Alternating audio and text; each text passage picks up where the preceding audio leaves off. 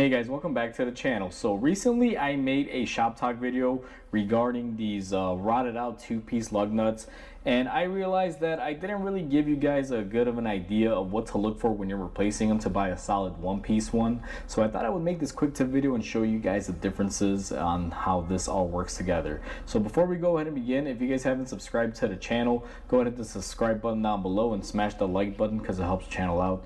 With that said, let's go ahead and get into today's video. Alright, so this video is going to be pretty zoomed in because I want you guys to see the different details.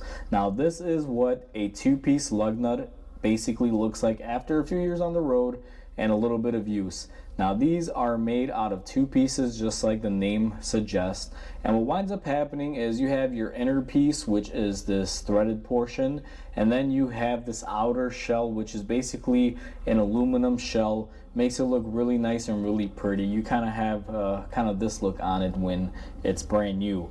But what winds up happening over the years of taking it to dealerships or shops and them impacting these on and off, this casing moves from the inside. It'll crack. Somehow water will get in between here where they crimp it on, and these will start rusting from the inside out and bulging. And you guys can clearly see this one, that was the case, and we had to forcefully remove it.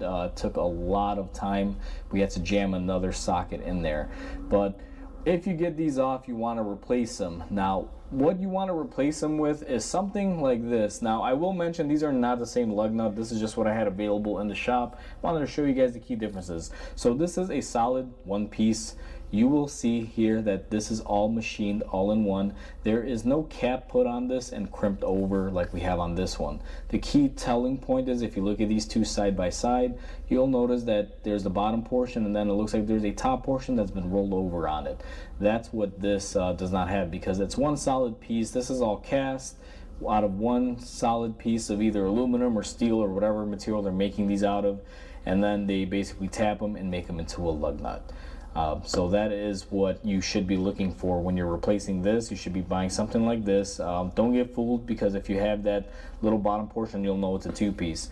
Now what the two-piece consists of on the inside, to give you guys an idea, and again this is not going to be the correct lug nut as this one, but on the inside of this, if you were to remove this cap, you have something like this. Now this is for a GM vehicle where you have the hubcaps that you can screw onto it, so don't pay attention to these lines. Typically they wouldn't be there. And what they do is, if you look at this, they just take this interior piece, put a fancy cap on it and crimp it, and right about here you guys will notice that it pretty much looks almost about the same.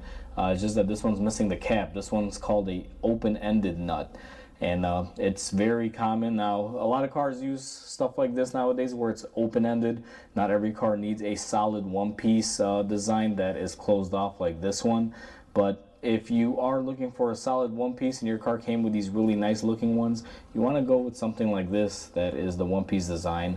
And key tip, like I mentioned in my shop talk video, if you have one of these that looks like this, go ahead and replace them all.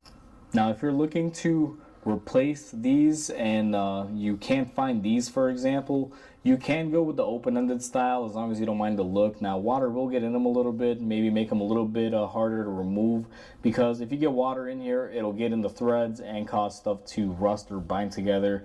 But overall, I still feel this is a better lug nut than this open-ended style, because these are only good for so long before they start rotting up and rusting and going bad. And I know what a lot of you might say, like I have these and I always torque on my wheels, but you have to remember, even though the proper way to remove these is to break them loose first by hand, and make sure when you're tying them to use a torque wrench, and you shouldn't just use your gun to blast them on and out, because that's why these primarily fail. But realistically, most shops, they're not going to do that. They're just going to use their impact gun, zip them on, zip them off.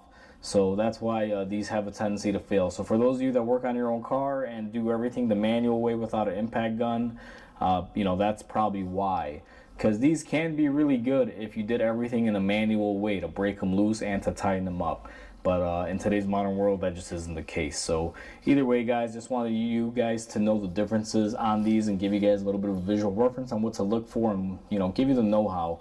But overall, that pretty much will conclude this. So if you guys enjoyed this video, please comment, like, and subscribe, because it definitely helps the channel grow. Hope you guys have a wonderful day, and I'll catch you guys on the next video.